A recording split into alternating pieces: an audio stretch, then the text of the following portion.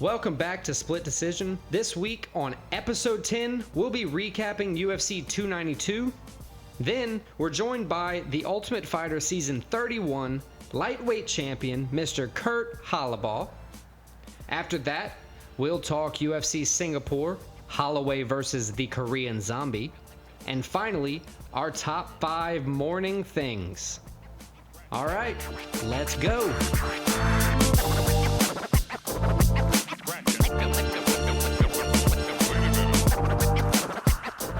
Okay, so UFC 292 exceeded all expectations, I think. This was a great card, and it was capped off by a great main event, and it was capped off by, coming into the fight, the People's Champ coming through against all odds, getting the dub.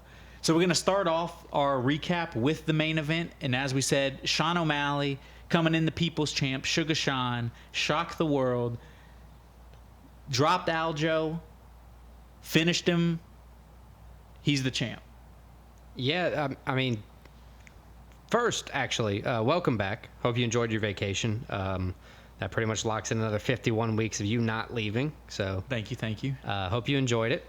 But yeah, Sean O'Malley, I know we picked differently on this fight and everything, but I know how we both felt. You know, Both of our hearts. Exactly. My heart was in Sean O'Malley. I just didn't think he was going to win. Right. I don't think he thought he was going to win. I mean, honestly, in my pick, I wasn't wholeheartedly confident. I thought he was going to be backpacked by Sterling deep into the championship rounds, if you will. If he could have even lasted that long, I didn't know that he had all that grappling, the grappling injury or lack of being able to grapple before the fight, which, you know, good for him for being able to hide it. But yeah, it was a very impressive fight. You know, first round. You know, like everybody saw, he was pretty cautious. He leaned on his feints, trying to just kind of manage his timing. What's crazy to me is Aljo out-wrestled and out-grappled Henry Cejudo, who's an Olympic gold medalist, one of the greatest MMA grapplers. Yeah, in that weight class for sure. And he couldn't take Sean down. I know he only tried a couple times, and it was early in the fight, but it was great improvement and great takedown defense by Sugar Sean. And honestly, that's why he was able to knock him out, because he had that defense. You could tell Aljo maybe was a little shocked that he wasn't able to just go in there and take him down real quick.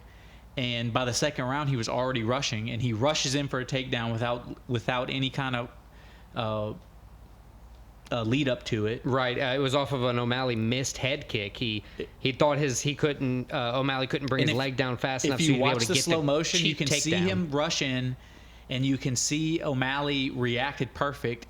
And for a split second, you can see Aljo seeing O'Malley reacting perfect, and Aljo's like, oh, fuck. Yeah, and he closes his eyes real tight right before the impact. Right before the impact.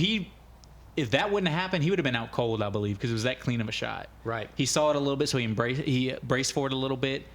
But, man, what a performance by Sugar Sean. What do you think's next for him? I know everybody's saying wants that Cheeto fight. I would love to see it. You know, that's actually one of the questions I had for later on in the show is what's next for Sean. You know, he is the type of champ that has kind of his pick of the litter, if you will. Yeah, he has unlimited options almost right now. I think we can easily say, just because, you know, I want to talk about this a little later, I think we can easily say he will not be fighting Merab. Yeah, I would agree with that. So the co-main event for UFC 292 featured the champion Weili Zhang, or Zhang Weili, depending on where you're from, actually, versus Amanda Lemos. This was a completely one-sided affair, but still pretty interesting. You know, I mean, anytime Zhang Weili fights, she's got to be one of the most entertaining, likable female fighters in the UFC. Anytime she's fighting, it's must-see TV, and she did not fail to deliver this time. Right. Even though she didn't finish, you know, this one went to the cards. She scored a 50-43, 50-44, and 49-45. And honestly, 49-45 is kind of criminal. She won every round of that fight. Oh, absolutely. I wouldn't even argue, though, just because there's no point. But no, this was a completely one-sided affair. She showed great grappling, great strength, great timing. It was impressive. I think she's just continuing to build confidence, you know, since getting the belt back. Yeah, I think when it's all said and done, if she continues at the improving and how she's fighting right now, she's going to go down as one of the best female fighters of all time. I know she's probably already in that conversation. Yeah, and not only one of the best, but up there with one of the, like you said, some of the most likable female fighters. Up there, in my opinion, with Shevchenko. I don't think there's anybody that dislikes Zhang Wei Li. Even Colby Covington commented about it, and he was encouraging. That just shows you everybody is on her side. She's awesome. Right, absolutely. Okay, so the next fight we're going to move on to, Neil Magny, Ian Gary, and this was domination. Ian Gary, say what you want about his trash talk. He backed it up. He dominated this fight. He did it on the feet. He did it on the ground. He kicked the shit out of Neil Magny's legs. Damaged his legs early on, too, so he just had like a hobbled Neil Magny from the get-go, really. Yeah, and Neil Magny, he kind of just stood there and took it. He didn't really change his game plan at all. He just kind of took a beating. Yeah, it's annoying when a fighter knows that they're going in against a striking opponent who, vastly can destroy them. And all he was trying to do was tie him up in the clinch, but not do anything in the clinch. Right, and to Ian Gary's point, that's what he said he was going to do. He was just going to fight a boring fight. That's what he always does. Right. I appreciate, Ian Gary being able to back it up. This fight was, completely one-sided, like you said. A great striking performance, very damaging from Ian Gary to Neil Magny. I really wish I would have just seen a finish, though.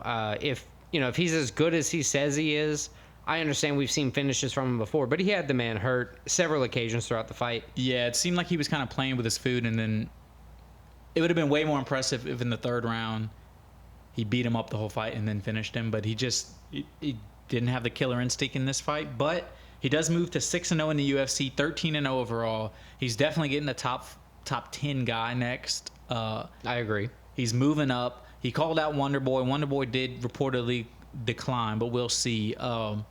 Dana White said that at the press conference of 292, Dana said that Wonderboy already reached out to him saying he didn't want to fight. Which is wow. So he just may have other plans. You never know. Exactly. So we'll see where Ian Gary goes from here. He's definitely, he's probably a couple fights away from a title shot, honestly. He's entertaining. He has a big following. Don't be surprised if within the next year Ian Gary has a shot at the belt. All right, another short notice replacement here. We had Damone Blackshear replacing an injured Cody Garbrandt. It's interesting. He came off of UFC Vegas 78 with the third twister in UFC history, fighting just 7 days later at UFC 292 versus Mario Bautista. There was a point in this fight where he was close to setting up another twist or two in the first round. Yeah, it was crazy. Kind of scary. So nothing against Blackshear here. He started off strong. I honestly think the 2 weight cuts and, fighting 2 fights within 7 days is just what kind of pushed him over the edge. He kind of got gassed out. Bautista had a dominant third round, and really from there, that's really all she wrote. Yeah, Blackshear, like you said, he started off strong. It looked like he had the advantage in the fight. And then, as you said again, it seemed like he ran out of gas, and you have to assume that has a little bit to do at least with the weight cut. As the fight went on, he got weaker, and Bautista got stronger. Bautista ended up edging him out in the scorecard. Right, yeah, 29-28, 29-28, 30-27 for Bautista. But, that's not to say we're not wholeheartedly excited to see Bautista fight again. He won his last fight off of some crazy choke, and then he cut weight again coming in here to fight. We know wholeheartedly this dude's going to be a beast. Well, Blackshear, not Bautista. Both. Yeah. But Blackshear and Blackshear coming on a short notice and Bautista, both guys are beasts, but especially no discredit to Blackshear for losing the fight. Just a great overall performance from him. All right, so now we move on to the fight that was the main card opener. It was Marlon Cheeto Vera, Pedro, the young Punisher Munoz. This was a good fight, a very evenly matched fight. Went to the scorecard. Cheeto won, unanimous decision, 30-27, 30-27, 29-28. Every round was pretty close. I did score it 29-28 Cheeto. I think he edged him out in the last 2 rounds. But, man, this was a very even, a very entertaining, and a very technical fight. Yeah, absolutely. Look, on this one, Cheeto's jab kept Munoz at bay, kept him at distance. That's a strong jab. Man, that is crazy and he's fighting at bantamweight. That's, 135 pounds? 135 pounds, and he's rocking people with that jab. Just standing you up with a straight shot. Having a solid jab is, like, key to being... If you have that, you can get pretty far. Right. And look, to Munoz's credit, he never backed down. He showed his own combos throughout, but Cheeto just showed through and through that, he could evade those combos. He wasn't taking damage. It was a very clean fight by both. Very well contested throughout. I don't know if you could argue that either way the judges scored it would have been like, oh, I'm not mad. 29-28 Munoz wouldn't have been crazy. Right, but I think still it was a little more obvious on this one that Cheeto won. Yeah, and both guys came into this fight never being finished, and watching this fight you can tell why. Both very technical. This one, obviously, neither one got finished still. But it was an impressive performance for Cheeto, and he might be in line for a title shot against Sugar Sean next. Right, Sean wants to right that ship. That's his only loss is to Cheeto Vera. And it was from him getting injured, too, so... Right, he wants to right the ship. He says it's a smart move. I agree. It's a money fight. It's a big fight. That would be a huge fight. And it's a striking fight. One of the things that O'Malley wants is a striking fight. He doesn't want somebody who's just trying to piggyback him all day. Well, the UFC definitely doesn't want to throw a wrestler, as you said, at him in his first title defense, to him just get taken down in a boring fight. This would be perfect. Be, as you said, fun, entertaining, striking. They have a story behind it already. I mean, I think this is the obvious move. Hey, it's probably time for us to go sign up for that UFC build your bracket thing. Yeah, build this your one's matchups. This one's just begging for us to make it. I think on this fight, I probably showed more emotion than Chris Weidman, which is crazy to me. He fought Brad Tavares, and he came out with an absolutely relentless strategy of just tearing apart Chris Weidman's legs. And just in case you weren't aware, Chris Weidman came back from almost 2 full years or 3 full years of not fighting because he broke his leg clean in half. Yeah, over 2 years. He last fought in April of 2021. There you go. So broke his leg clean in half fighting Uriah Hall. Almost 10 years to the day after Anderson Silva broke his leg on Chris Weidman's leg. So just a crazy turn of events.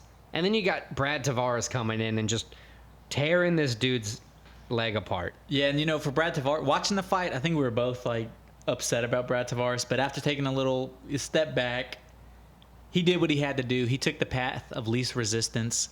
This is a cutthroat business. You got to do what you got to do. You can't really blame him.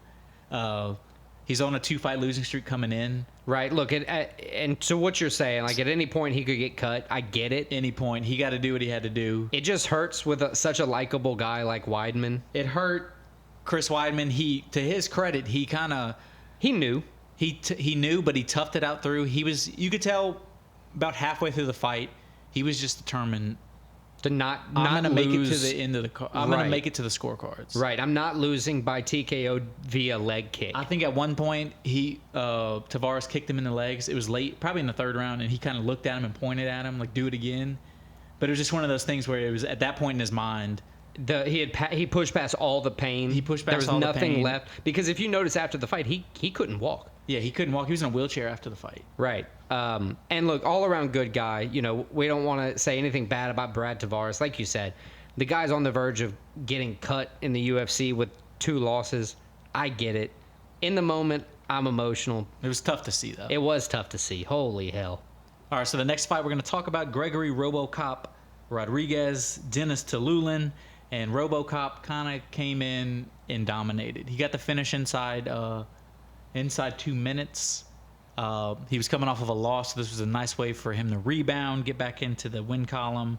Overall, very impressive performance from Rodriguez. This was a fight that was supposed to happen, I think, a couple months ago. Got postponed to now.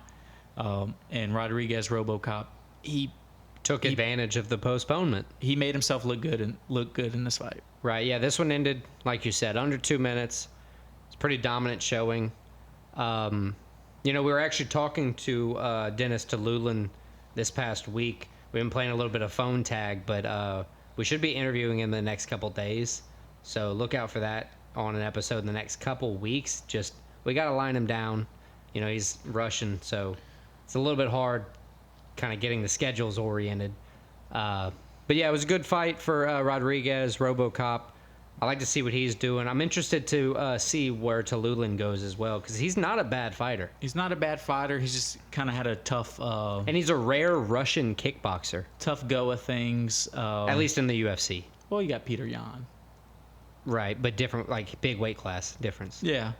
But yeah, we'll see where both of these guys go from there. All right, so the last fight we'll cover for UFC 292 was the lightweight finale of The Ultimate Fighter season 31. That would be Kurt Holobaugh versus Austin Hubbard. What'd you think about this fight? Well, first, shout out Kurt Holobaugh, Louisiana native. Shout out. So the first round, it was pretty evenly matched, honestly. I would give the slight 10-9. slight advantage to Hubbard, but it probably could have gone either way. But second round, Holobaugh just he turned the switch on. He got the takedown, he got his back, and he got the submission. It was beautiful to see.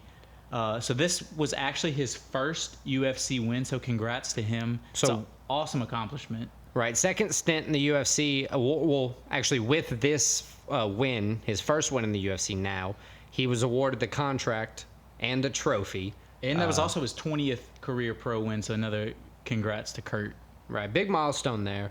A couple good things with the fight here. First round, like you said, it was evenly matched. They kind of, they were former teammates, I think you were telling me before. Well, they were teammates in the Ultimate Fighter. They're both Team Chandler. Right, but they switched. Who switched at the end? I don't think either one of them switched. Oh, it was the Brad Katona switched. Yeah, I believe they. Well, I think Team Chandler was winning so much they had to. Because it was like the first 7 fights of the. Right, it was 0-7 for McGregor. And then in McGregor's defense, Chandler had the vets, all the veterans. It was veterans against not. It was so guys kind of a looking for their second UFC stint. Right, against poor guys. game plan from kind of the management of the TV show. Yeah, so it was like legit guys right on the border with not versus guys that you don't know where they're at. Yeah, so that's a tough case for the McGregor team. But anyway, with Holobaugh, kind of losing the first round a little bit, he came back with a lot of poise in the second round. He moved through the ground with his transitions very well, and like you said, took the back of Hubbard, got the triangle choke, with more transitions to get there. I mean, he's a guy that's been doing jiu-jitsu for a long time, and you could tell in this fight. Just a great finish from him. He called out Paddy Pimblett after the fight. Right, Which, and listen, honestly, I would love to see that fight. So that would be kind of cool because couple of reasons. We actually we interviewed Kurt Holobaugh today, so that's coming up next. And we promised on the last Paddy fight, or the last time we talked about Paddy on the podcast, we promised an 8,000 calorie meal or 8,000 calorie day for each of us on his next fight. So if he fights the guy we just interviewed, it's kind of icing on the cake. It is kind of icing on the cake, but I'm not excited to do I'm that off anymore. Team Paddy if that happens, because I'm all. Yeah, you got to go for the Holobaugh. homeboy, if you will. Louisiana guy, nice enough to give us our first interview. Kurt's our guy now. Right. So look out. Kurt Holobaugh just won his UFC contract with his win over Austin Hubbard. And then next on the podcast, we're going to check out our interview with Kurt Holobaugh. But I want to apologize first and foremost. I forgot to hit the record button like 30 seconds in. So we missed like the basically the first 30 seconds of him telling us how heavy the trophy was. How heavy and slippery the tough trophy was. But outside of that, it's a good interview. Check it out now, and let's get in it. My current coach at this time that I've been with ever since day one, Rafael Elwinger, was a black belt from Brazil. He was a jiu-jitsu coach there, and I started training with him, man, and we started fighting amateur, slowly went pro, and worked our way up. Dang, that's awesome. Yeah, that's like a life full of it. Honestly, so you've been on since You've been there since the beginning, almost UFC fan at least. Yeah, for sure, absolutely. Back from the Hoist Gracie. I wasn't necessarily looking forward to like watching those fights because I was a kid, but I remember, my parents would go to the Blockbusters back when Blockbuster was a thing, and I don't even know if you guys remember Blockbuster, but Oh yeah, I think we caught the tail end. yeah. So that's back before the UFC was actually on TV. You couldn't really watch it on TV or anything before they hit pay-per-view. You'd have to just, once the fights happen, a week or two afterwards, you can go rent them in Blockbuster. And I remember my seeing those aisles. So yeah, That's awesome, man. interesting. So going back to Tough, how was it working with somebody like Michael Chandler as your coach? Did you, obviously with a short amount of time period, I'm not sure if you were able to learn a lot of technique or anything, but probably more mentality. What'd you learn from Mike? I learned a lot, man. Like Mike's such a great coach, whether he likes being a coach or not. He says coach is not for him, but he's definitely a damn good coach. I can tell you that. And yeah, man, I did learn a lot from Mike. One of the main reasons I wanted to be on Mike's team because I wanted to get more up to speed on wrestling for MMA, and I feel like he does a very good job at it, and he did a very good job teaching that. Yeah, it kind of showed out with that victory, right? Yeah, man. And I knew Austin's tough, man. I spent a lot of time with Austin. Very good guy, good friend of mine. Still even after this fight, but I knew how tough Austin was, and he's not a small lightweight either. I might be on the little bit smaller side for the lightweight division, right? But he's a legit lightweight, man. He's big, he's strong, and he can wrestle. And I felt like I was wrestling just fine with him. Yeah, it looked like it. Yeah, no, I agree. Speaking of the lightweight division, that's kind of historically just been, one of the toughest divisions to get into. And winning the Ultimate Fighter, you're kind of just being tossed right into the mix, with, not obviously you have the preparation going in winning the Ultimate Fighter, but, where do you think that's going to help you stack up with all the other people in the lightweight division? Honestly, man, I really think that I stack up well with everybody. Of course, Makachev being the biggest threat to everybody just because how good he really is. But I don't know, man. I think I stack up well with everybody. We'll just see how that goes. We'll just see who the UFC gives me. Hopefully, they give me somebody that matches up well with my style because what I've been telling everybody, like, you're never going to get an easy fight in the UFC. Those guys are in the UFC for a reason, but you do get guys that maybe match up well with your style. And for that reason, it's not an easy fight, but it's a good fight for you. Right. Yeah, I got you. So you called out Paddy Pimblett after your fight. I think me and Alex would love to see that fight. It'd be good for your notoriety. He has a big following and everything. If you were to get that fight, when do you think that would happen? When are you ready to fight? I can fight tomorrow. I literally took no damage in the fight, no injuries in the fight. Of course, I'm a little sore, and I still got a few things healing up from training camp. Right? Maybe I got a few injuries from the training camp. I had a really hard training camp, but realistically, since we went through this show, man, that was fighting twice in 10 days, being there for 6 weeks, training every day, 2 times a day. And then the whole lead up and the preparation for the finals, training every day, sometimes 2 times a day. I kind of wanted a little bit of a break and hoping that maybe December, everybody was hoping Conor and Chandler was going to fight on that December 16th card. So I was kind of targeting that card, kind of get on the card with those guys. Whether they fight on the card or not, I think that's a good date for me, December 16th. If not, maybe the first of the year. Okay. Yeah, that sounds great. Yeah, December, it looks like they're actually trying to kind of line up those as we speak. Yep. Outside of the UFC, a little bit. You like other sports? You like football at all? Oh, absolutely, man. Look, this couldn't have fell out at the perfect timing because now, I get a little break. And that's one of the main reasons I didn't want to take a fight next month just because, man, NFL is about to kick off the season. I'm a huge Saints fan. I play a lot of fantasy football. So, Yeah, man, I'm excited for this football season, and I get a little break now. All this weight's lifted off my shoulders, and I sit back, enjoy being an Ultimate Fighter winner, and watching this year's football season. Oh Absolutely. yeah. Hey, what do you I'm a think bit. your favorite, post weigh-in meal is? Favorite You know, post weigh in? yeah, you got that freedom to kind of just, put back on the pounds, start Yeah, beefing yeah. up, getting ready to fight. What do you want to put in first? Man, I love a good Alfredo pasta. Chicken or shrimp or a Cajun Alfredo pasta is always my favorite. Okay, that's fair. It's hard to go wrong with that. You like to Good fish? carbs. Need those good carbs back in your body. Oh yeah. But I mean, I don't eat bad. Like back in my earlier days, soon as Yeah. I'm done with weigh-ins, man, I would freaking eat anything. I would eat bad. Didn't matter. Now I'm still after my diet or after my weigh-ins, I still stay on my diet. I still eat clean, and I felt like that's definitely helped me over the last couple fights. And I'm getting sure as it's a I lot get older, easier man, to. I'm sure it's a lot easier to stay in shape and everything if you just kind of keep clean eating up. yeah, for Never sure. go too crazy. And that's what I tell my guys. That just look, man, you just dieted for the last 6 weeks. What's one more day? Just keep on your diet. You don't need to go put no bad stuff in your body. Yeah, that's fair. You can always find good, good tasting, healthy food at the end of the day. Yeah, for sure. All right. Now, outside, once maybe not even once your MMA career is done, but like in tandem with it, what do you want to do outside of MMA?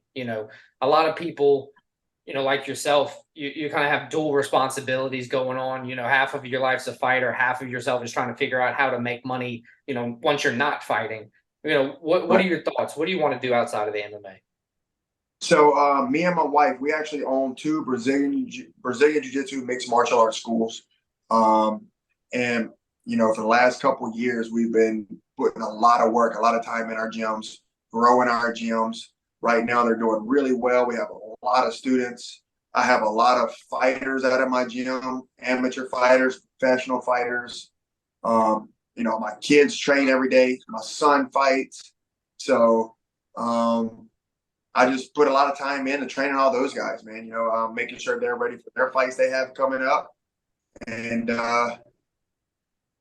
just running my gyms and keep on growing my gyms. Are they in Denham Springs? So I got one gym in Amite, Louisiana, and Okay. I moved to Franklinton, Louisiana, a few years ago. Whenever I actually bought the gym in Franklinton from my head coach Raphael, I just took over one of his gyms. He sold it to me, and I decided to move out to Franklinton, Louisiana for the school systems for my kids. So me and my wife found a house, bought it, and we've been steady putting a lot of time, a lot of effort into that Franklinton location and growing it. That's awesome, man. We're both based out of Lafayette, so we're not too far from you. A couple hours from you. Yep. So with that, what do you think is the most challenging thing about being a professional fighter, UFC fighter, just professional? You're talking to kids, teaching kids. What's one of those things that you tell them to help push them forward when they're facing their adversities? Just make sure to keep that motivation. You got to have the motivation. You got to have the drive. This is something that you absolutely 100% have to train for. If you have something coming up, man, you got to put the time. You got to put the effort into it. You can't just sit back and wait for that time to come and not train. So that's one of the biggest things. And even if you don't have time to train, you got to find the time to train. You got to do everything you can to make sure 100% you're ready and in shape and ready to fight. I guess that translates to other walks of life as well. Not just fighting, but being prepared for everything you're going out to do on, whether it's an interview with a fighter or going out and fighting somebody. Yeah, 100%. Awesome. Well, look, we don't want to take up too much time. I know you're busy. You want to go celebrate, enjoy your stuff. Also, we're trying to knock out our first interview at the same time. But we want to thank you for coming on, man. It's been a pleasure. We hope to see you, crush some people in the UFC, respectfully, of course, and enjoy that victory, brother. Yeah, man, for sure. Hey guys, thanks for having me on. I'm glad I'm your first guy. So yeah, let's do it again. Let's do it, man. Who dat? Who dat? Let's go. Thanks, Kirk. Yeah, man. Thank you guys. All right. So to recap, I guess, our stats from this past week and the season. It's a little bit of good news. Both of us went 2-1 on bets. We both had Gregory Rodriguez versus Dennis Tululin under. And then I had Sean O'Malley money line. I won that one. We both lost Chris Weidman money line. And what'd you have for your third win? Yeah, my third bet, my second win was over Cheeto versus Munoz fight. So I won that one. That one went to the scorecards. Nice. So for the season on bets, Christian, that brings you to 18-9, a perfect 67%, 66 and 66 continued. If you want to be my seventh grade math teacher, I'll take it. I continue my 2-1 average. Right. And for me, I went 2-1 as well, 15-11-1. I got that little fake loss at the end there. 56% betting. I'm still up overall. It just sucks with, I had a bad week last week. And, I just got to come up from there. So this week I'm hoping to be better. It happens, brother. There's a long time left to the end of the year. You're right. And moving on to the picks, Christian went 5-3, getting, a good bit right, except Sean O'Malley. Yeah, I had Aljo, Weidman, and Hubbard. Those are my three losses.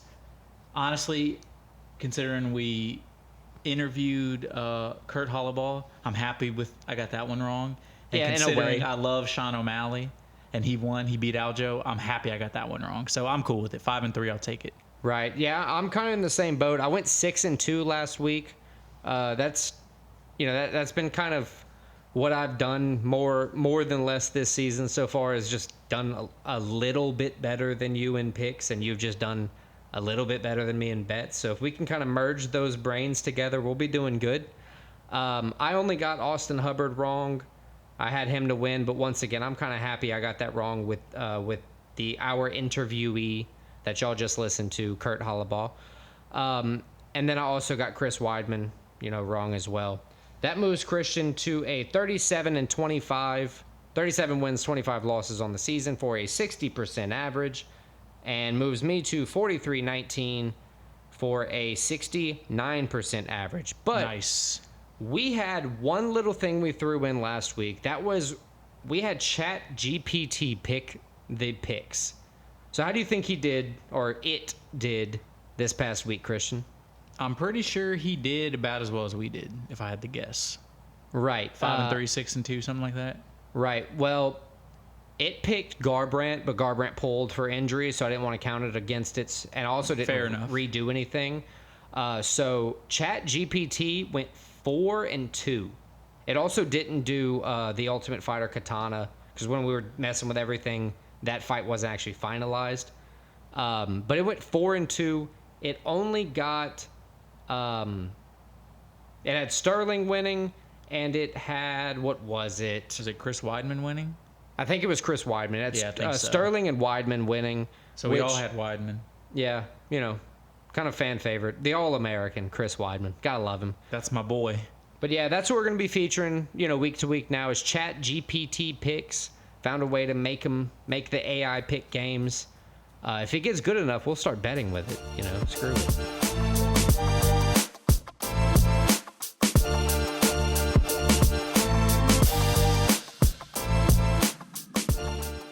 All right, so let's move on to our preview of UFC Fight Night in Singapore this weekend. We're going to cover the whole main card, all 6 fights. So the first fight we're going to cover, Junior Tafa, the Juggernaut, taking on Parker Porter. What do you think about this fight, Alex? So first thing, I need to get better at saying Parker Porter, because I keep wanting to say Parker Porker. Yeah, it's a tongue twister. And he is not a porker. He's a fighter. He's in shape and everything. This is a heavyweight fight, so he may not be in shape. But he may be a porker, actually. He may have a new nickname coming in. You never know. So anyway, here, Porter lost to Tafa's older brother. First round knockout. First minute 06. Yeah, it's kind of tough. Obviously, you know, what the Juggernaut wants to do to him. Trying to keep it in the family. Right. 4-1, you know, 4 KOs for Tafa, 1 decision loss. So Yeah, 0-1 in the UFC. He came in before the UFC, all first-round knockouts except for one. It was a second-round knockout. First fight in the UFC, went to the scorecard and lost. So he's trying to step up to the new level of competition. Parker Porter, he's been in the UFC for a while, 4-3 in the UFC. He's 38 years old compared to 26, so it's a huge age advantage, pretty big experience advantage. But Porter's kind of been up and down in his UFC career. I'm taking Junior Tafa. I think, as we talked about earlier, he keeps it in the family. It's probably not in the first minute 06, but I think he gets the finish. Junior Tafa is my pick, the Juggernaut. Okay. So hear me out here. My first bet, and I want to elaborate on it, which is why I say hear me out. My first bet is going to be Junior Tafa money line at -162. I've already locked it in. The main reason being, I think the UFC is not giving him, but because he's on his second fight in the UFC, he's going to be adjusted to that camp, adjusted to the level of play here. And I think he's going to have access to a better camp, you know, just kind of learning more about the UFC in that time since his loss. So I think Justin Tafa wins, or Junior Tafa, sorry, not his older brother. I think Junior Tafa wins here. Just like Justin Tafa. Just like Parker Justin Porter. Tafa against Parker Porter. Money line, first bet of the night. Let's do it. So we're opening the next fight with two female fighters who show a good bit of creativity, unlike the name of the arena they're fighting in. Do you know the name of it, Christian? Isn't it like outdoor Singapore arena or something? It's the indoor Singapore arena. So close. Good job. Or think it's the Singapore indoor arena. stadium. Yeah. So very poor choice of name there. I think it's just lost. It probably sounds better in Translation? There's the language, yeah. Maybe so. So we have Aaron Cold-Blooded Blanchfield versus Talia Santos in a flyweight bout in the women's division at 125 pounds. So it features, Blanchfield 11-1, 2 KOs, 4 subs, 5 decisions, losing only once by decision. Yeah, 8 straight wins. She's 5-0 in the UFC, and her last 3 wins are all finishes. So Different types of submissions. So she's been showing, as you said, creativity. I believe the 2 wins before that were decisions, but before that she even had a couple different things, like a KO and a couple submissions before those. So she can really show anything. She's evolving. Right. She's only 24 years old. It's crazy to think. Talia Santos, not to say she's just going to get demolished in her own right. She's 19-2, winning 10 times by KO, 3 times by submission, 6 times by decision, showing that she's not just being taken down. She's not just being, getting destroyed out there on the feet. Yeah, her last fight, it was a while ago. It was in June of 2022, so she's taken a little bit off. She lost a split decision to Shevchenko for the belt, Valentina. And listen, honestly, brother, a lot of people had Santos winning the fight. But outside of that, listen, if you're fighting someone like Shevchenko and you lose, that's not a stain on your record. If you beat Shevchenko, she that's stood toe to toe at the very least. right. Shevchenko won by split decision. Split decision. So it's just to say there was a judge that showed her winning. There was a crowd that felt she won. So Santos 4-2 in the UFC with that close loss. She's kind of been, I wouldn't say up and down, but that was, honestly, it's weird to say, but that loss against Shevchenko might have been one of her better showings in the UFC. Yeah. One interesting thing is neither of these fighters have ever been finished. So I'm taking that into account when I'm looking at my bets and picks tonight. So I'm taking Blanchfield with the pick for the fight. My first bet, I'm so confident, is Blanchfield money line. And my second bet is also going to be on this fight. Wow. Going back to that stat I just had, neither fighter ever been finished. Unprecedented.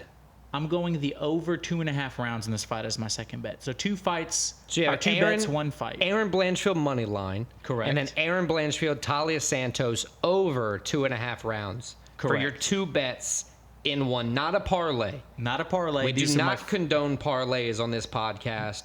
They typically don't win. These are my first 2 of my 3 bets. I think this is honestly going to be one of the more entertaining fights on the card. Yeah, this is gonna be very interesting. This is gonna be a tough one to score. You know, I don't know who's gonna win. Obviously, we don't know who's gonna win. I don't know how they're gonna win. I do know that Santos has recently been favored by decisions. You know, outside of Shevchenko, she's won a few fights in the row previous to that by decision. Well, her last win is a rear naked choke. But I still think Erin Blanchfield has what it takes. I think she's going to win. I think she's going to progress forward. At 24, I think she has what it takes. I don't have any bets on this one. Just a pick. Erin Blanchfield, lock it in. All right, so the next fight we're going to take a look at, Rinya Nakamura, the hybrid, taking on Fernie Garcia.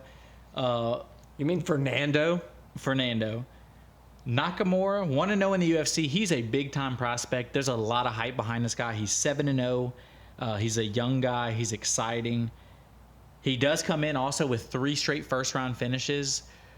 So he's been on a tear lately. Right. He's finished 6. He's 7-0. He's finished 6 out of 7 of those. 5 KOs, 1 submission, 1 decision. I think he does the same here. You know, I think this doesn't go to the scorecards. I don't know how he wins. Fernie's never been finished. He's 10-3 overall. He is 0-2 in the UFC, but he's never been finished. So you think Nakamura comes in and he gets the finish? Right. So I think they've faced a little, you know, kind of different starts in their UFC career. You know, Nakamura has obviously gone perfect, you know, in his whole career, not only the UFC.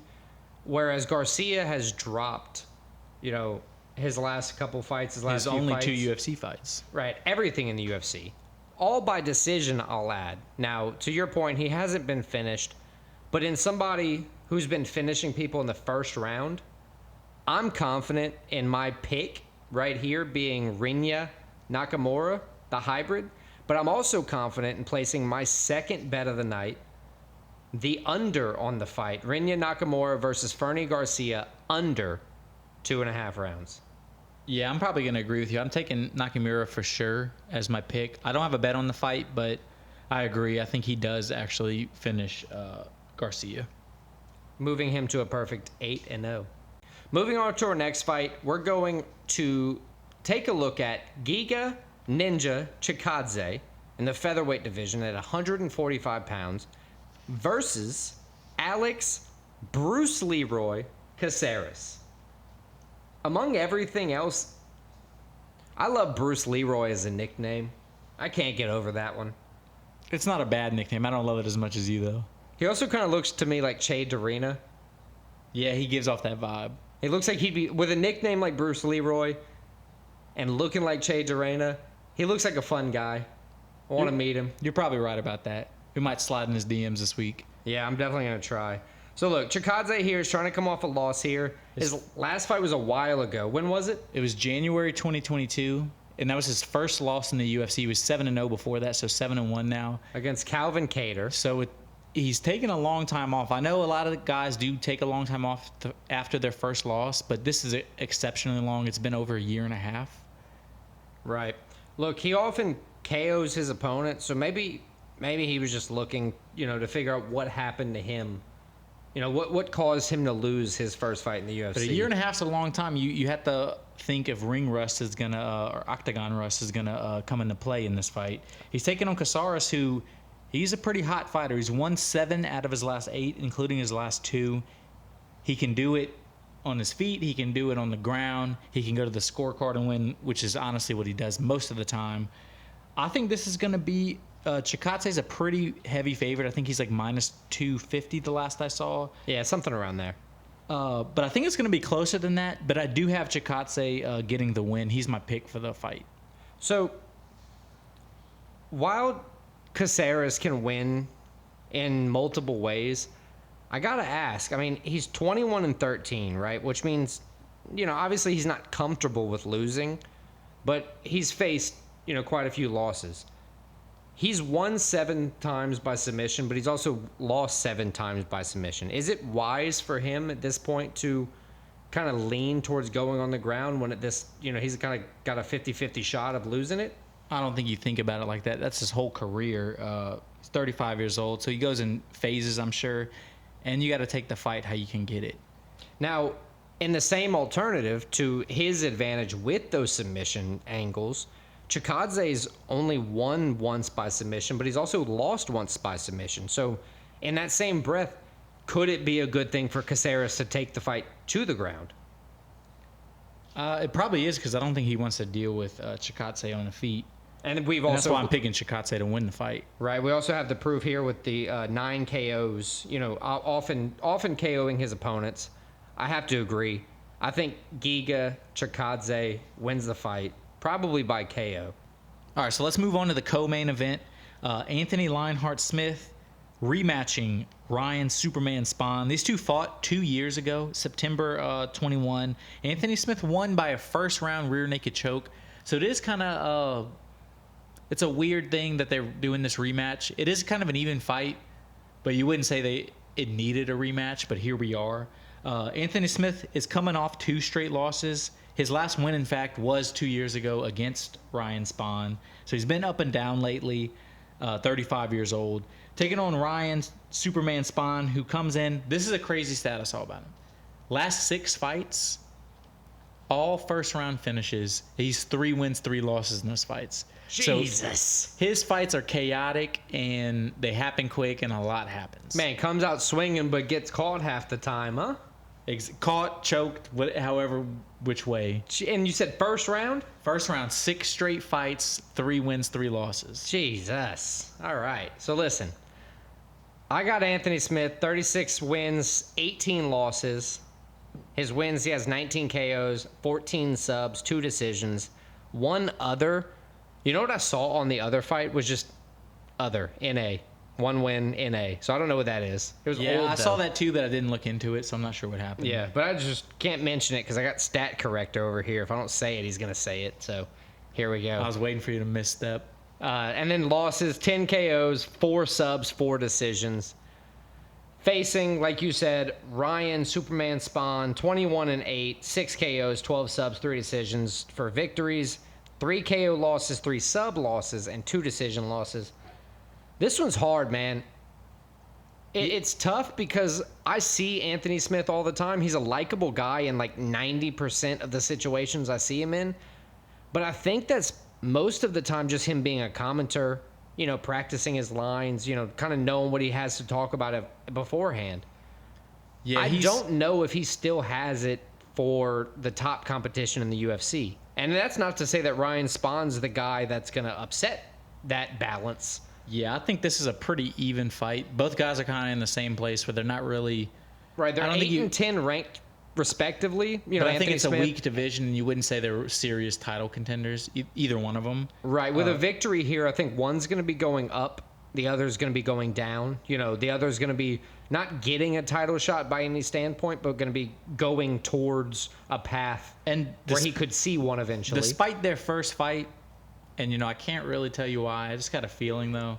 I think Ryan Spahn is going to win this fight. I think he avenges his loss to Anthony Smith. He definitely doesn't get choked out in the first round, which, because I said that, he probably will get choked out in the first round. That's fine. But my pick, Ryan Superman Spahn, I think it's a close fight. And I actually have my third bet. You son of a bitch. That I forgot about. I have the under in this fight. Oh, the under? The under. You think Smith's going to get caught?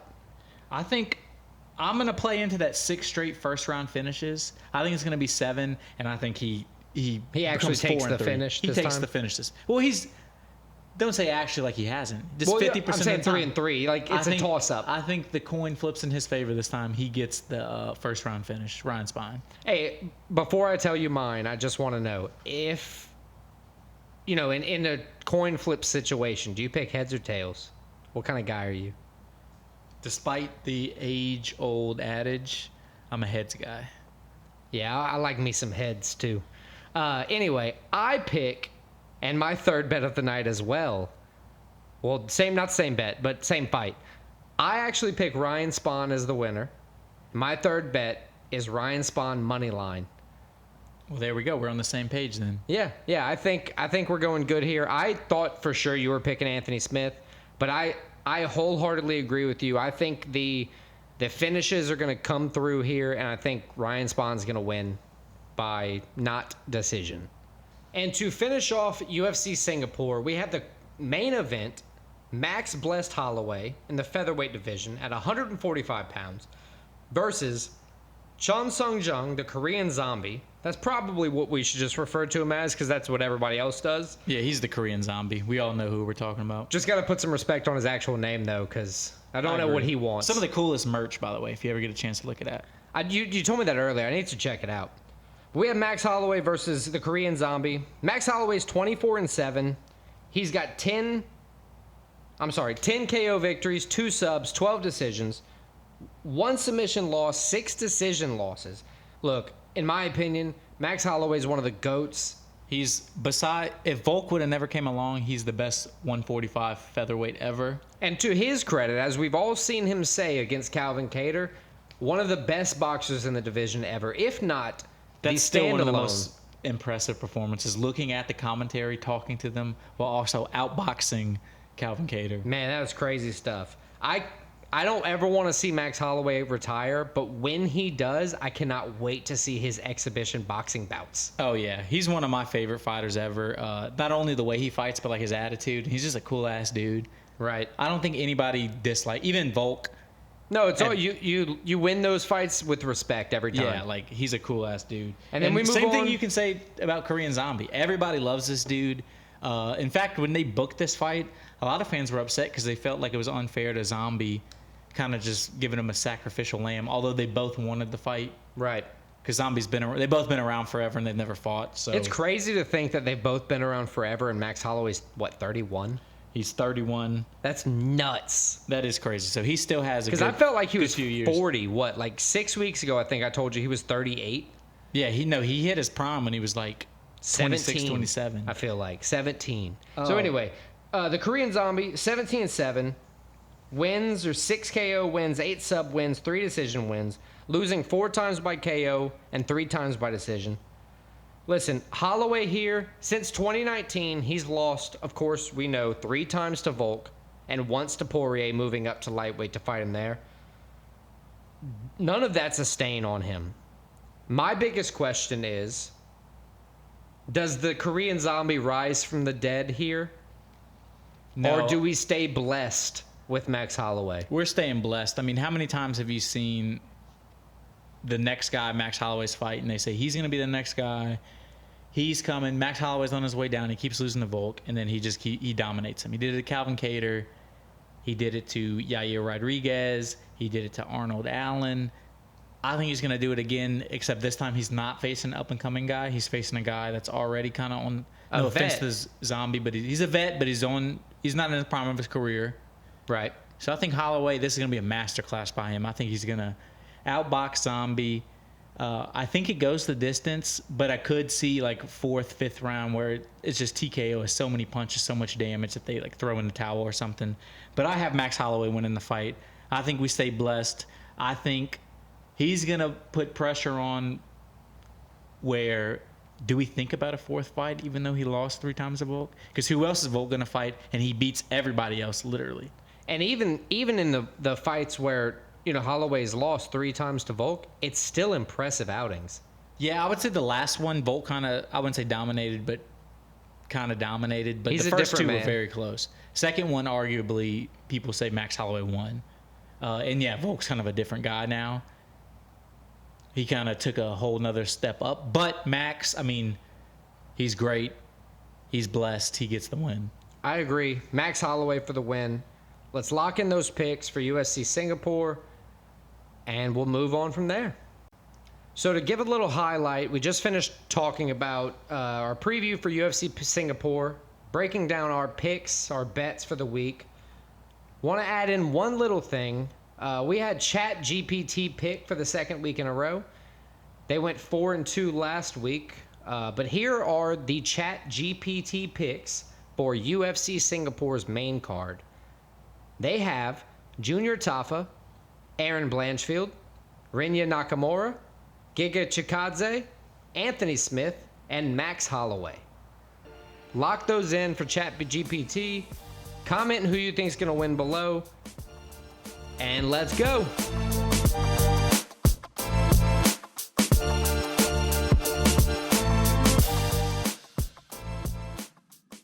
right, so let's move on to the top 5 this week. Our theme this week, we're taking into account the time of this UFC card. Since it's in Singapore, there's a huge time difference. So in Central Time, where we live, the prelims start at 4 a.m. The main card starts at 7 a.m. So that, I think, is dead in the middle of the morning. So that's our theme this week. Our theme this week, top 5 morning things. This is another broad subject. It can be a lot of things. We didn't give any kind of hints or instructions going in. We just said morning things, and we kind of just went from there. So our list may be totally different. They may be pretty similar. If I recall, I don't even think I responded to your text. Yeah, I just made my list hoping you made your list. Dude, I was so busy when you said, like, when you told me what the top, because I mean, you usually have pretty good ideas. So I was like, yeah, fuck it, whatever. And then I just got busy and I forgot to text you back. And then when I saw it, I was like, I guess we're doing this. Cool. Yeah, I understood that as a yes. Yeah, I guess no complaint means we're going for it. But let's hop in. What's your number 5? You'll start us off. Top 5 favorite morning things, number 5. All right. So my work schedule is kind of weird. Outside of Mondays, I don't go into work until 10 a.m. every day. So I'm kind of weird with that. Like, my mornings are pretty much usually open. But my number 5 morning thing is going to be just hanging out.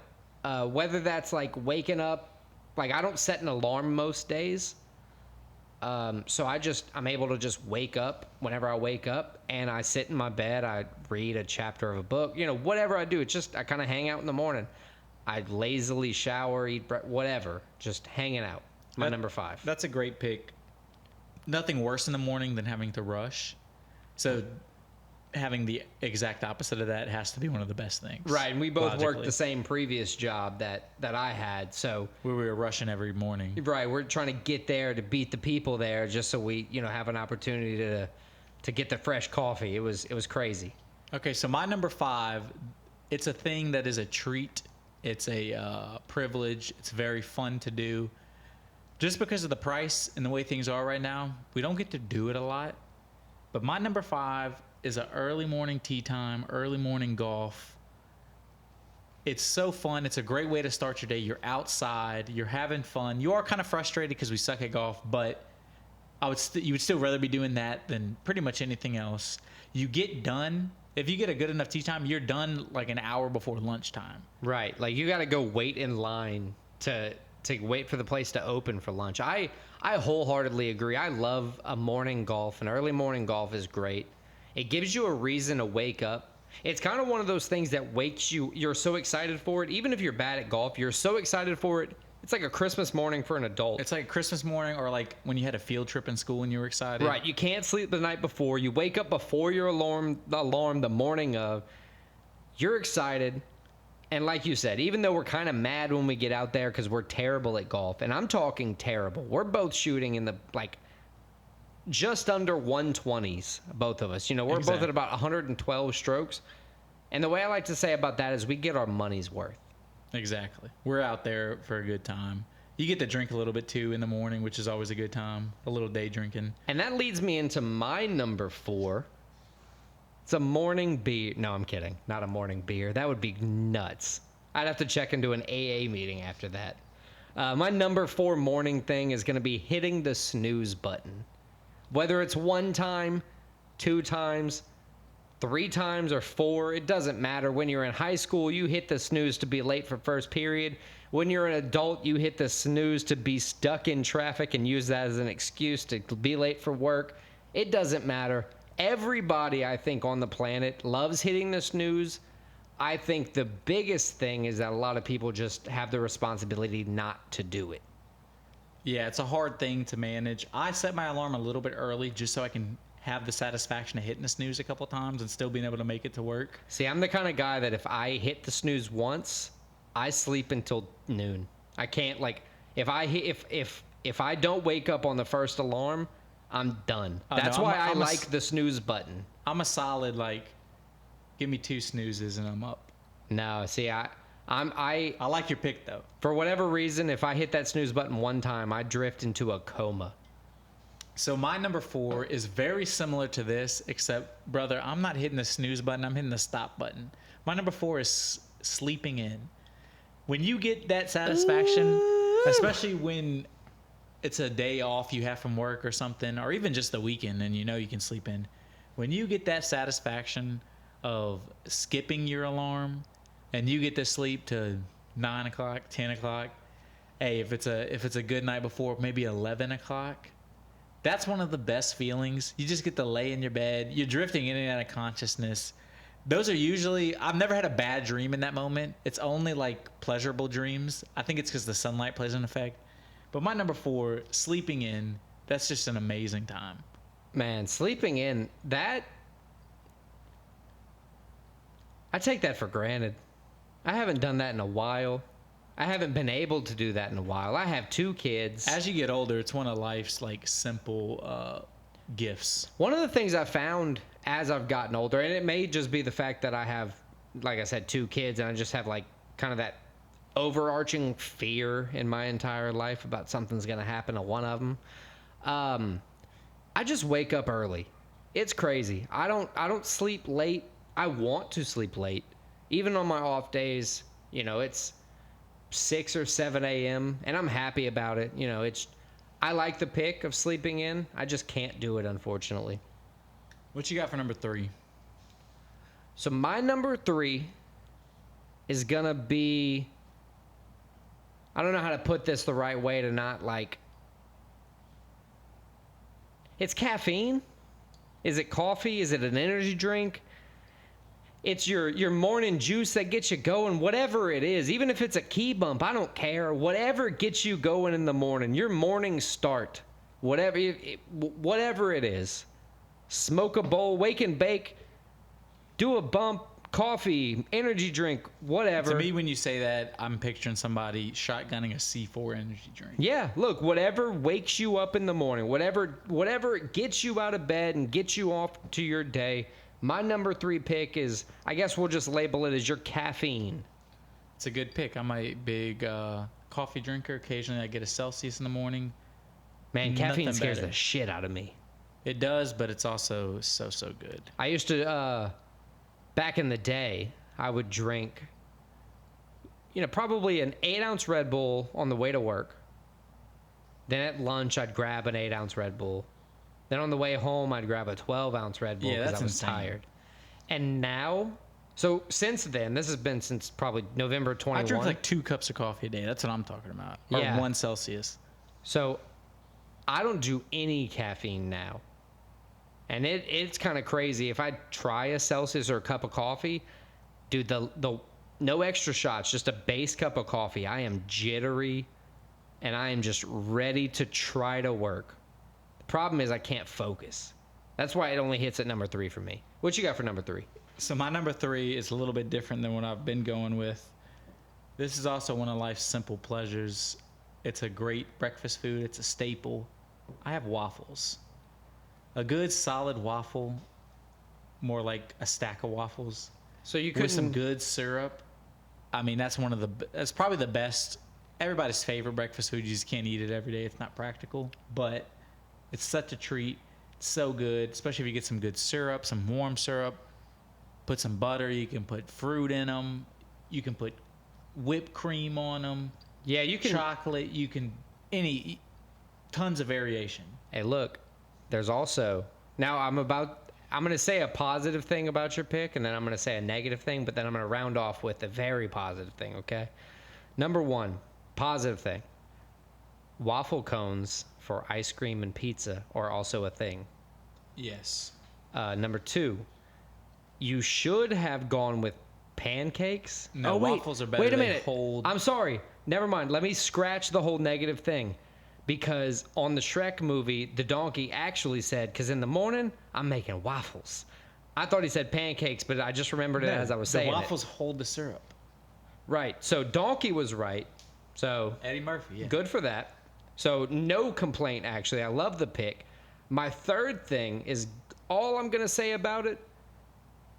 I don't really eat waffles that much. I don't either, but when you do eat them, they're fucking I'm pretty amazing. happy about it. There's yeah. nobody that's upset about waffles. No, yeah, I apologize for even thinking I had a negative. I realized halfway through my argument that he said in the morning I'm making waffles. And You're forgiven, and what's your number 2? my number 2, it's not my favorite thing to do in the morning. Well, yeah, it's your second favorite. Right.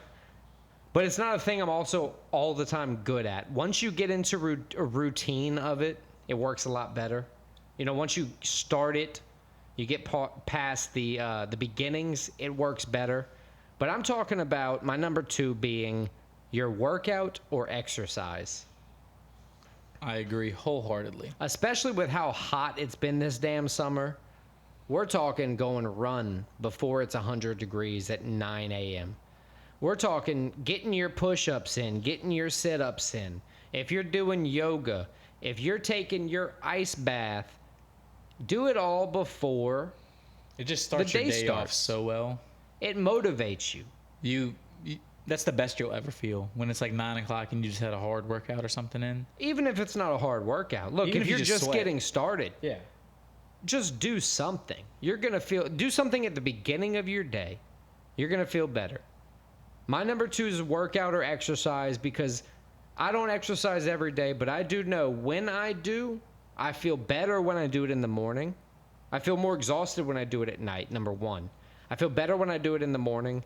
And then I'm more kind of energetic and more active throughout the day accomplishing those daily tasks because I'm more motivated to handle them.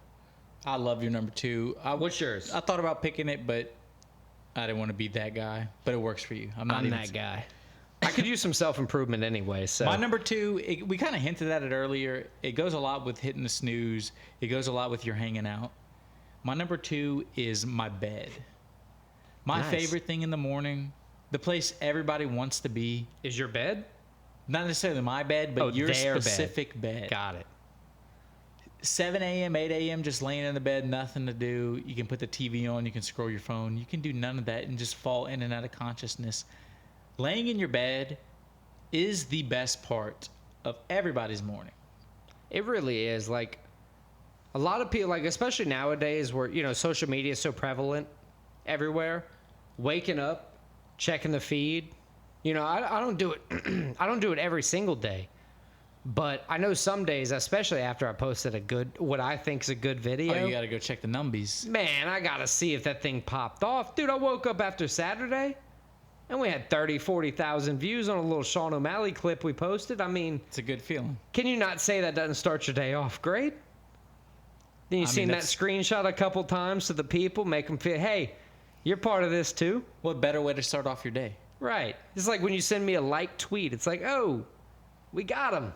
Let's Oh, go. when you send me a DM saying, yeah, we'll talk to you. Right. I mean, it's a fulfillment that makes you feel like something has been accomplished. It makes you feel good. It makes you feel like you've done something. So, yeah, I love that pick. Just hanging out Just in being your bed, Your bed. That's chilling. the pick. Chilling. What'd you have for your number 1 top 5 morning thing? I have weird off days. I'm not off on weekends. I work every weekend. So my days kind of get jumbled. You know, today's a Tuesday, but for me it's Saturday because I'm off today. Tomorrow for me is Sunday. But Monday is Friday, so I don't feel those things, you know, where I get the Monday blues. Yeah, so this is like this is your weekend right now. Right. So my number 1 top 5 morning things is when I wake up after not having to set my alarm all week and clicking the phone and seeing a Tuesday or Wednesday being on that home screen and realizing I'm off. Realizing that great my feeling. phone's not going to ring today with anything other than telemarketers and spam calls. Realizing that my boss isn't going to say, hey, Alex, did you get that contract sent in? So your number 1 is your day off. Realizing I'm off. Realizing that is a good Waking feeling. up and realizing that, oh, that responsibility today just doesn't really exist. I don't have it as much as you, but there is sometimes you wake up and you forget. You just get in such a grind with going to Right. work and everything. You wake up and you're like, oh, wait, today's Saturday. Exactly. That's such a good feeling. I 100% agree. That's a great feeling. Great pick. My number one, I mean, honestly, it kind of goes with yours, except it's more specific. It's Saturday morning. Saturday morning, as growing up as a kid, I know there's like songs about easy like Sunday morning and everything. As a kid, and even as an adult, whatever your Saturday is, it could be a Monday like it is for you, Right. or Tuesday, whatever. Your Saturday, the day where you wake up in the morning, and you don't have anything to do for that day, but you also have nothing to do for the next day. That is the number That's a one special morning. time. Special time. It doesn't last long. It goes very quick. You take it so for granted every time.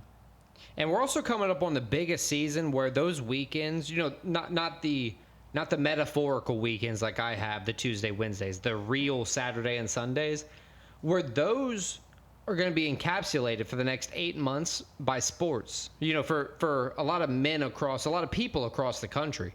So those off days that you're talking about, the Saturdays and the Sundays, those are going to be disappearing even quicker than they are right now in the off season. Where But I'm not going to... it's no complaint at all. I'm just saying I would rather a Saturday with only football to watch than a Saturday with nothing to watch. But that's what I'm saying. It makes it even better. Yes, it makes it even more valuable as I love a college pick. football too, and that Saturday morning is a great feeling. You just see the whole. There's literally like 50 games on. Right. At any given sports channel, you can see a highlight, a clip, or a live game just happening. I'm a big LSU fan and just waiting for that game, the anticipation. Yeah, LSU being a big school, I guess they get a lot of night games. Is that right?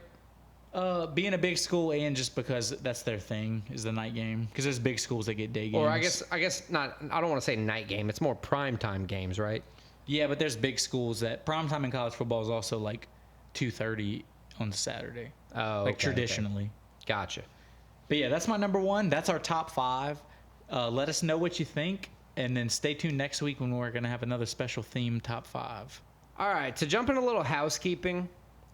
I don't know how FanDuel bets work or how bets work long term, but Mayra Buena Silva was in the news recently. She failed a drug test in connection with the fight to Holly Holm. Did you see about that? I did see. She actually came out before the news broke to get out in front of the news, but I don't think it really helps that much. Right. So now I'll say this isn't the first time a UFC fighter was under speculation due to ADHD medication like Adderall.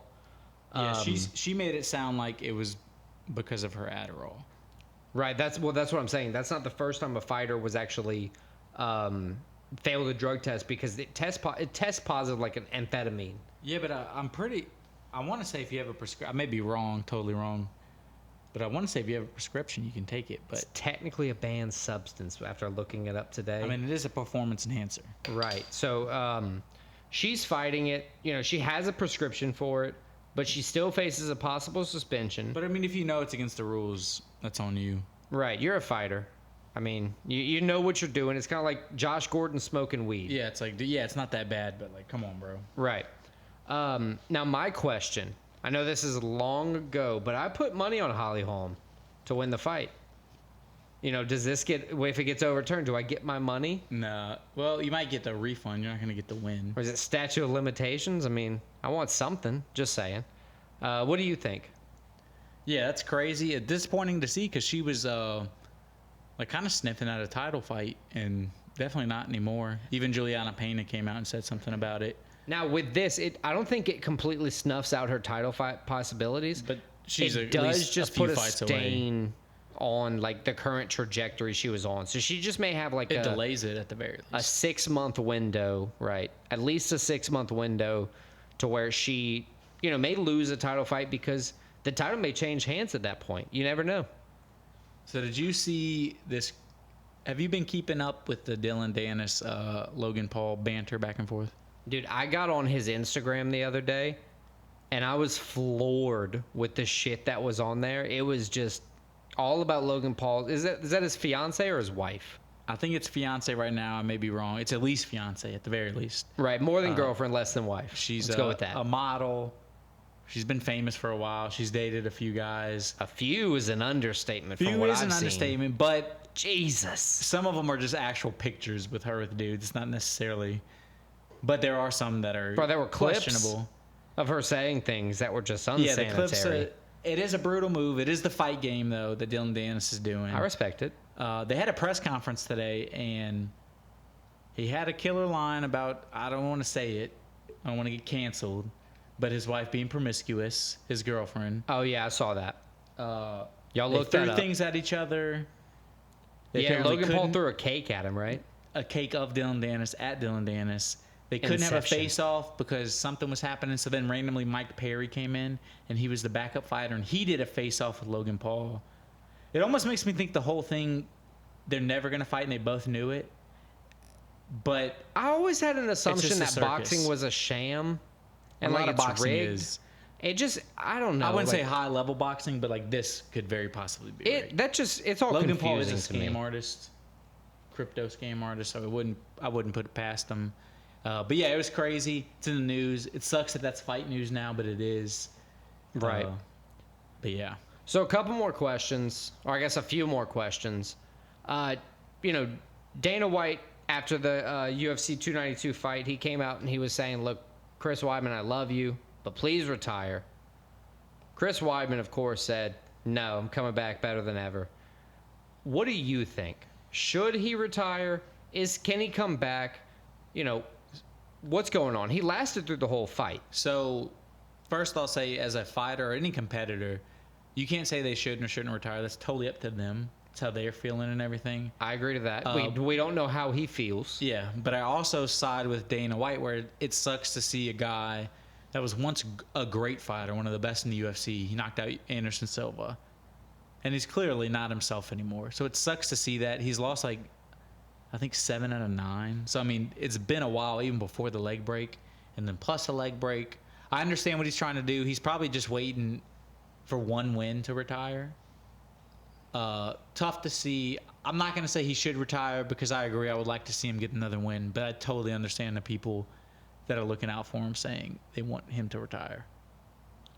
Nice. All right. Next question. Who should be the next title contender versus Sean O'Malley? Chito Vera, who he called out, or the higher ranked Henry Cejudo? So I'm going to pick somebody different. I'm going to pick the guy who should be the next title contender. It wasn't the question. I'm kidding. Go. But he did just have a surgery, but in about 6 months he'll be ready. December, you're thinking Sandhagen? It's not going to be December for Sandhagen. He'll probably be like February, March. Okay. But Sandhagen should be the next title fight. He definitely should. He holds He dominated Cheeto. the most weight, but in the same token, if he's taking till February, March, just hear it out like this. If he's taking until February or March, O'Malley can fight. Yeah, in O'Malley's December. 100% has in December. I think has his mindset. He's been talking about it since he won. Right. So I agree. And he was talking about it before he won even. It probably won't be Sandhagen. But he could still, if he defends the title well, he could still fight Sandhagen in March, April. But I think the obvious and fight give to Sagan make, a full camp. the obvious fight to make is Marlon Chito Vera. They have history. His only loss, he can claim, and he might be right, but he can claim it was like a fluke injury. He got knocked out because of that. It'll definitely be like that in the press. It'll be like that in the press. They have build-up. They don't like each other. They're both pretty marketable. They both have pretty big fan bases. They both worldwide fan bases too. Both worldwide. They both talk shit. They're both strikers. It'll be a great matchup. I don't think Henry Cejudo deserves it.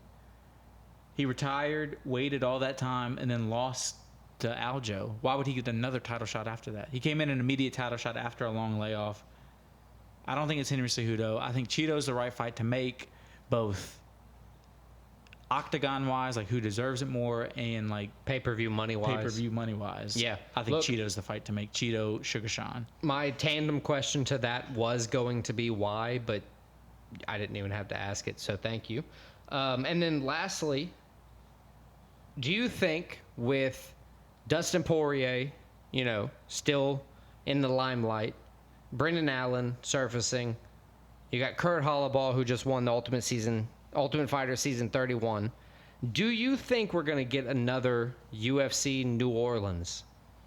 I think it's very possible, especially maybe like a couple fights for Dustin, like a retirement fight. They give him one in New Orleans. I mean, without a doubt, it would sell out. It's a place, they have big events all the time, Super Bowls, Final Fours. So, like, easy place to travel, good place to like bring fans to. I think it's definitely possible. There's more and more Louisiana guys popping up.